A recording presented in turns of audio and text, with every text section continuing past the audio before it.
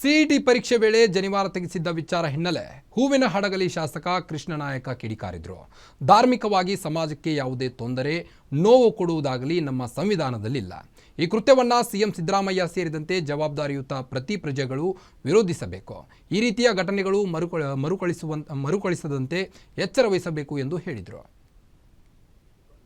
ಪ್ರತಿಯೊಬ್ಬರು ಜವಾಬ್ದಾರಿ ಸ್ಥಾನದಲ್ಲಿದ್ದವರು ಇದನ್ನ ವಿರೋಧ ಮಾಡಬೇಕು. ಮುಂದಿನ ದಿನಗಳಲ್ಲಿ ಈ ರೀತಿ ಆಗುವ ಯಾವುದೇ ಕೃತ್ಯವನ್ನು ಅವರು ಖಂಡಿಸಬೇಕು. ಈ ರೀತಿ ಆಗಲಾರ್ದಂತೆ ಅವ್ರು ನೋಡ್ಕೋಬೇಕು.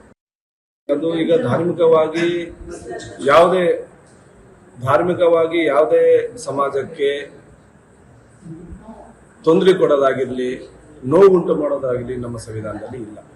ಅದನ್ನು ಯಾರು ಮಾಡಿದ್ದಾರೆ ಎಲ್ಲ ಈ ರಾಜ್ಯದ ಮುಖ್ಯಮಂತ್ರಿನ ಹಿಡ್ಕೊಂಡು ಪ್ರತಿಯೊಬ್ಬರು ಜವಾಬ್ದಾರಿ ಸ್ಥಾನದಲ್ಲಿದ್ದವರು ಇದನ್ನ ವಿರೋಧ ಮಾಡಬೇಕು. ಮುಂದಿನ ದಿನಗಳಲ್ಲಿ ಈ ರೀತಿ ಆಗುವ ಯಾವುದೇ ಕೃತ್ಯವನ್ನು ಅವರು ಖಂಡಿಸಬೇಕು. ಈ ರೀತಿ ಆಗಲಾರ್ದಂತೆ ಅವ್ರು ನೋಡ್ಕೋಬೇಕು.